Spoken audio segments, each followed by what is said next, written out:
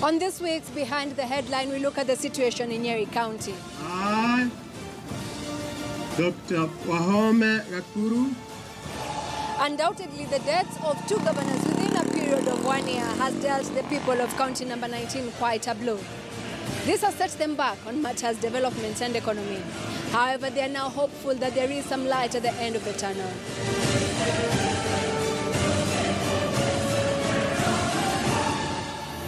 They are hopeful of better tidings that with the new leadership of Nyeri County, better things are yet to come. For this week's Behind the Headline, my name is Carol Nyeri.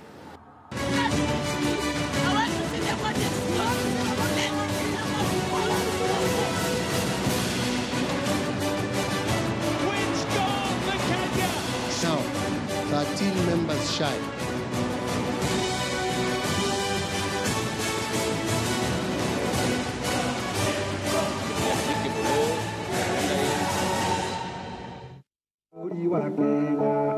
The county of Nyeri, which was the administrative unit of what was previously known as Central Province, has undoubtedly been dealt a blow by the deaths of two of its governors within a period of 8 months.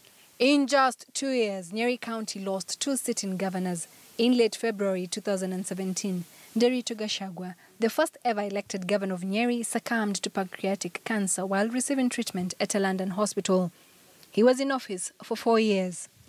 Mimi si mbea ati nachaguliwa na councillors wa Nyeri. Mimi nimechaguliwa moja kwa moja na kura 138,000 na wananchi wa Nyeri. Na sasa mkitaka kuningatua, sasa mjue kwa wakati huu hata marafiki wameongezeka, tuko karibu 200,000 people wale wako nyuma yangu.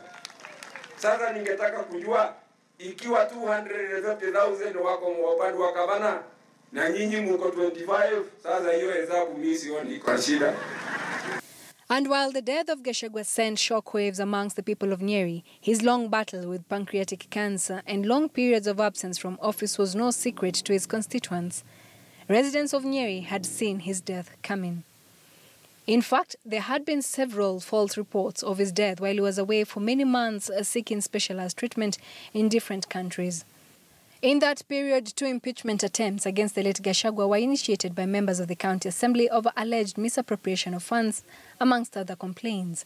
The tug of war and contests are what many believe contributed to Nyeri retrogressing to the last position on matters development. And now, 8 months after Gachagua's death, Nyeri County is coming to terms with yet another death. I, Dr. Wahome Gakuru, do swear that I shall always truly and diligently serve. Dr. Wahome Gakuru, elected governor in the just concluded election, passed on in a tragic road accident, the second sitting governor to die while in office.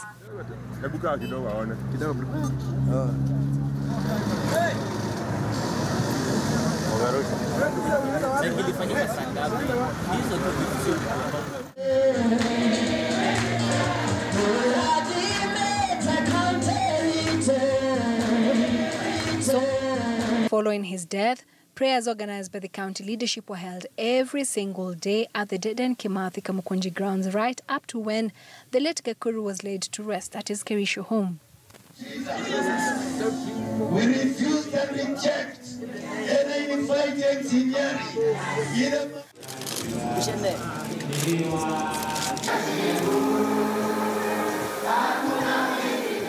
The misfortune of Nyeri being the first county to lose a sitting governor thrust the county in unfamiliar terrain. According to the then Speaker of the County Assembly, who is now the legal advisor to the current county government, David Mugo, counsel from the Attorney General had to be sought and clarified. Confusion ensued at the time on what was supposed to happen after the demise of a sitting governor. Ni jambo ambalo halijafanyika tena kwa kaunti yeyote na tunajaribu kuangalia katiba. Tumeongea pia na Attorney General na tukaomba mawaidha yake kuhusiana na vile mambo inastahili ifanywe, kwa sababu tukiangalia article 182 inasema kwamba kukitokea mambo kama hii imetokea vacancy kwa kiti ya governor, ambayo inaweza kuja kwa njia ya kifo, inaweza kuja kwa njia ya impeachment ama mambo ingine. Inasema kwamba naibu wa governor ndiye atachukua. Look at this. This is my appointment by the Kenya government. Once Gachagua passed on, his deputy ambassador Samuel Wamathai found himself occupying the governor's seat, an eventuality that was received with mixed reactions by the citizenry. The transition following Dr. Gakuru's death also exposed the gaps in the county government's act. In the event of the death of a president, the deputy automatically takes over and will have the discretion of appointing a deputy president. However, that is not the case with county governments, where the deputy takes over but serves without an assistant. Wamathai went on to serve as the second governor of Nyeri for 6 months, up until he lost to the late Dr. Gakuru during the August 8th elections. Recently, after the death of Gakuru, Wamathai, who retreated after the elections, reappeared and urged the people of Nyeri to give adequate support to the new governor of Nyeri, Mutahi Kahiga, who had served as Gakuru's deputy.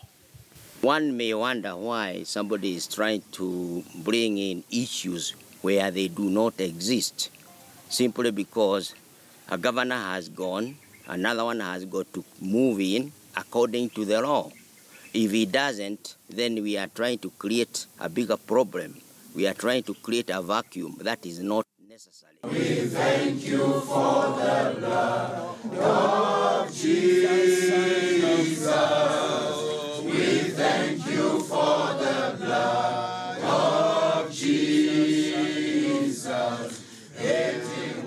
And now, Mutahi Kahiga, having found himself in the same exact situation as former Governor Wamathai, acknowledges that he is aware that he has his fair share of supporters and critics. All I would want to say is that we are committed to the service of the people of Nyeri, and for once it is important to say that the only reason I know there is one or two still feeling uneasy is because I was elected as a deputy governor, and my governor was Dr. Wahome Gakuru. But now that he's not there, he had made his choices. He had gone round this county with more than 700,000 individuals and found that the only person he would have trusted, because all of you know that Dr. Wahome Gakuru was a doctor. He was a PhD holder, a wise man who had gone through and understood the law. And he knew clearly that in the event of his absence, and many times he used to say, I have no problem. I chose my deputy because I have a lot of confidence in him. And I will, even if I were to go out of the country, because that is something he used to remind us, that I'll go out of this country to go seek for funds, I know I'll have left my county in the hands of a neighbor man. He asks of residents of Nyeri to give him their time and support so that he can develop the same vision he shared with the late Gakuru. Wale ambao wanaonekana wana hofu na wasiwasi, mimi si walaumu, kwa sababu Waswahili wenyewe walisema asiyekujua hakudhamini.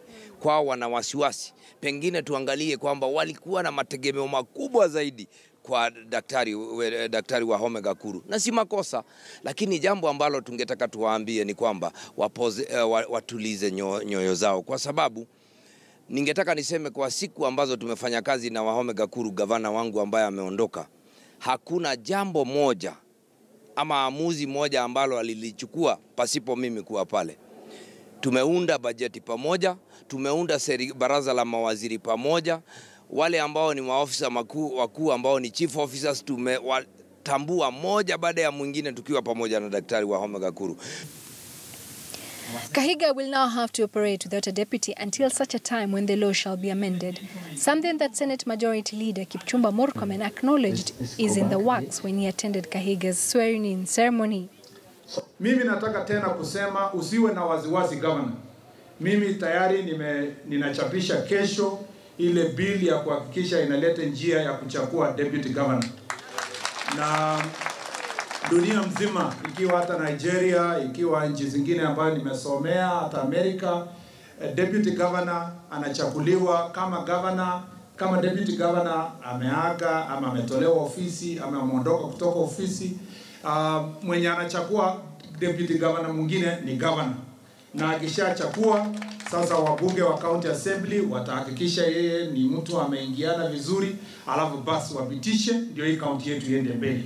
Mimi naamini tutapitisha hiyo sheria haraka, kwa mwezi moja hivi mbele hapo wewe utakuwa umepata deputy governor wako ambaye atasaidiana na wewe.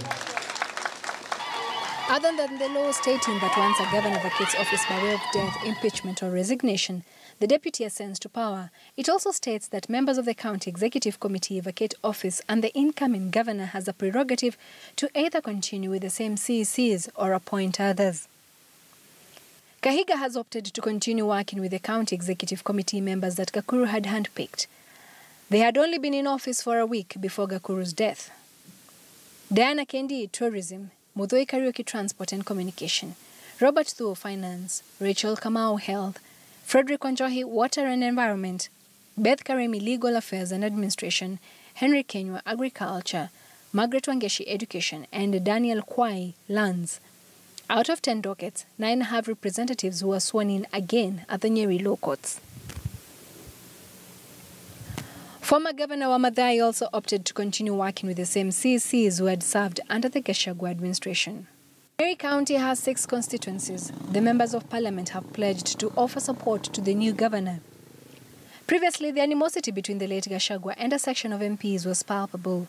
Sisi tumeamua the vision that was written by the administration that is in office in county. We will support it 100%. I assure you on behalf of all the leaders we have, political leadership we have. Na mmeona na mmewasikia. Tukiwa na wabunge wale wengine, kuna ile sheria ambayo tunataka kurekebisha ama tulete kule bungeni. Ipitishwe na bunge yetu na ipitishwe na bunge ya Senate, ambayo itasema kwamba naibu gavana atakaye kuwa gavana apatiwe nafasi ya kuteua naibu wake, lakini lazima apitishwe na county assembly. Ama namna gani? Manake hii maneno ya kwenda uchaguzi hapa na pale hatutaki. And I want to tell those who are doubting him that he's up to the challenge. He is able to perform and I know he's going to deliver. Ningetaka kuchukua nafasi hii kuuliza watu ya social media wapatie huyu governor nafasi kufanya kazi. Give him time and judge him later, isn't it? Sasa mnaanza kuuliza kama ataweza na haja kalia kiti. Yeah? Give him time. And governor, we also ask, usishughulike sana na hii mambo ya social media. Wewe shughulika na hawa raia wajengee barabara na maji. Hawa watu ndio wanapiga kura, si ni hawa? Udhaya's Gishuki Mugambi has been incapacitated and on a wheelchair following a road accident. He did not attend the swearing-in ceremony but has also pledged his unwavering support for the new administration. Woman Rep Rehab Mokami and Senator Ephraim Maina are also on record vowing to work in unison with other leaders. And the other leaders, the other MPs, we've agreed that we work as a team. And I'm sure Nyeri will move to the next level.